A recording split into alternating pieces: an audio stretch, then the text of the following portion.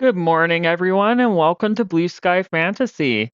So, I'm super excited today as the 7.2 live letter has finally been released, and the content looks like an absolute blast and ready to really fill a void in the game's content that we've been having. This video will be a quick overview of the Final Fantasy XIV live letter, which is a recurring video stream in which developers of FFXIV tell fans about upcoming content and changes to features of the game.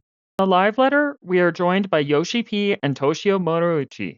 Yoshi-P is the head of Square Enix's Creative Studio 3, producer and director for FF14, and is well known for reviving the dying FF14 1.0 game into what we know today. Toshio Muroichi, known as Foxconn, is the general manager of SE's Community and Service Division.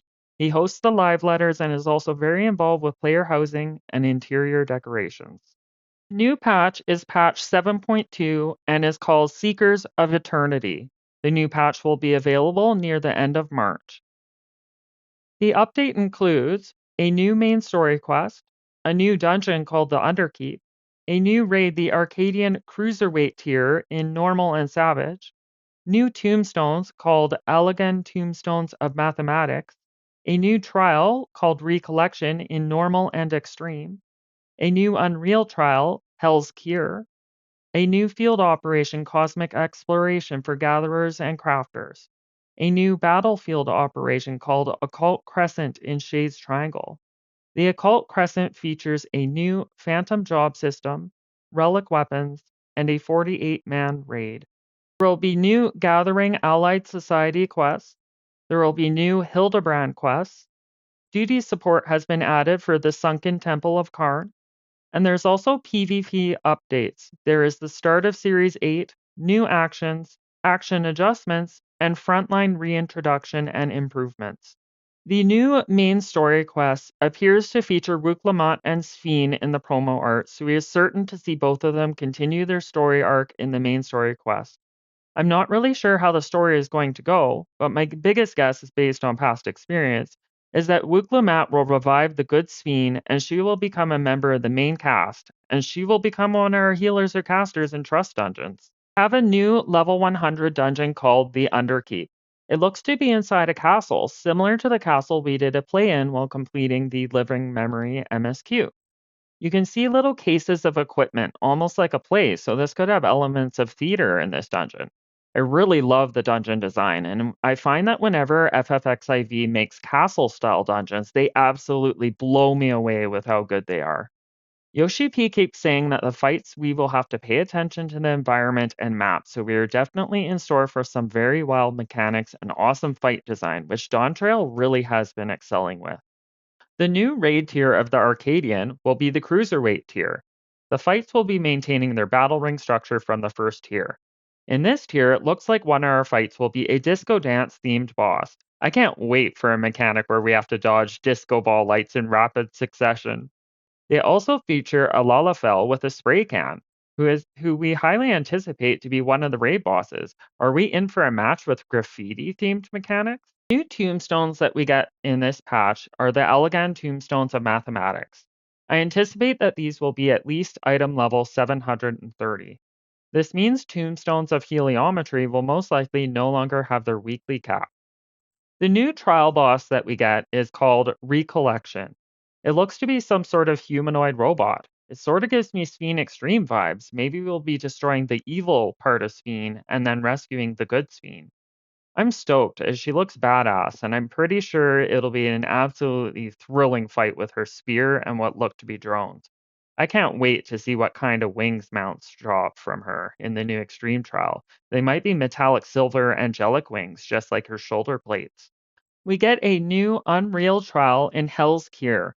This is a new level 100 Unreal Trial based on a Stormblood boss. It is a take on Suzaku, one of the Four Lords. One of the major releases of content this patch is the new field operation Cosmic Exploration. You'll collaborate with players from your world as you explore uncharted stars in this new activity designed for crafters and gatherers. It looks like we will see Loporrits again, and the first one will be on the moon. We will explore a new star in each 7.x patch. The landscape looks beautiful, and I love seeing the flowers and mushrooms on the moon. There appears to be a moon base or hub that we will probably build up as we work throughout the zone. You can see a player on some sort of hover device. I really hope we get one of those. They show moon rovers. Wouldn't it be sweet if we got to ride one? I was super excited to see this robot. It almost looks like a Gundam. I really hope that we get a mecha mount for this zone, but I was settled for a moon rover too. It looks like we can go inside a spaceship, and there's some sci-fi Star Trek like gear. Beam me up, Scotty Way. Another highly anticipated content released in this patch is the field operation Occult Crescent in Shades Triangle. In the treacherous waters of Shades Triangle lies the Occult Crescent, an isle shrouded in mystery. Should you wish to unveil its secrets, you must explore the unmapped terrain and battle against the isle's inhabitants. You must have a battle class at level 100 to enter. While exploring, you grind to raise your knowledge level to battle more powerful creatures. Phantom jobs will be introduced. On this isle, you can equip them to grant new actions in addition to your main job. An example here is a monk, which gives you Phantom Kick and Occult Counter, or the bard, which gives you the support action Might Be March. As you can see, these jobs are inspired by FF5. I'm especially interested in the Geomaster and Time Mage. Can you imagine if the Time Mage gives us haste, stop, and slow?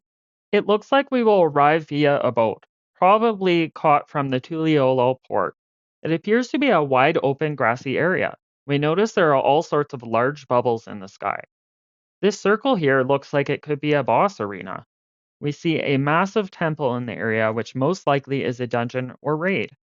The isle appears to be full of skirmishes, just like Bozja, with many large beasts and dinosaurs, as well as occult enemies, which you defeat in a small group of players. In these boss fights, we see a ring. I anticipate that these are like the critical engagements, the large scale boss battles that we saw in Bozja. This turtle that launches everyone into the air looks like a lot of fun. I'm also very excited for this statue boss. I wonder if some of the statues will stay still and then move all of a sudden. Will this fight become very overwhelming with targets quickly?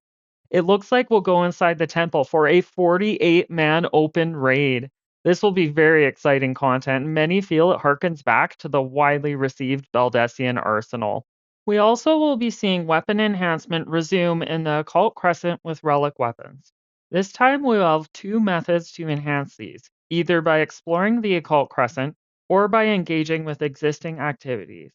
If Endwalker is anything to go by, I anticipate that players not interested in completing the Occult Crescent may use tombstones obtained by various methods in the game to complete their weapons. We will also be getting new Allied Society gathering quests in Yaktel for the Mamulja. I wonder if we will help the Mamulja build their agricultural industry introduced by Koana. I look forward to learning even more about the Mamulja and their culture. I'm excited to see the zone evolve as we complete quests.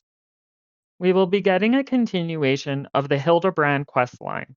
It looks like the quests are appeared to take place in Solution 9 with Hildebrand in an agent look. Will we be getting a sci-fi noir story? We will now be getting duty support for the Sunken Temple of Karn. You will now be able to run the Sunken Temple of Karn with AI companions. I anticipate that they will have had to make this dungeon a bit more linear to accommodate the AI. We will be getting a PvP update where PvP Series 8 begins, PvP action adjustments, there will be several new PvP actions added, and Frontline Secure returns with varied improvements. Here are some of the first looks at the PvP updates. Thank you everyone for watching my summary of FFXIV 7.2 live letter. I hope everyone found it helpful. If you enjoyed the content today, please gently hit the like button, subscribe, and hit the bell icon to be notified about new videos.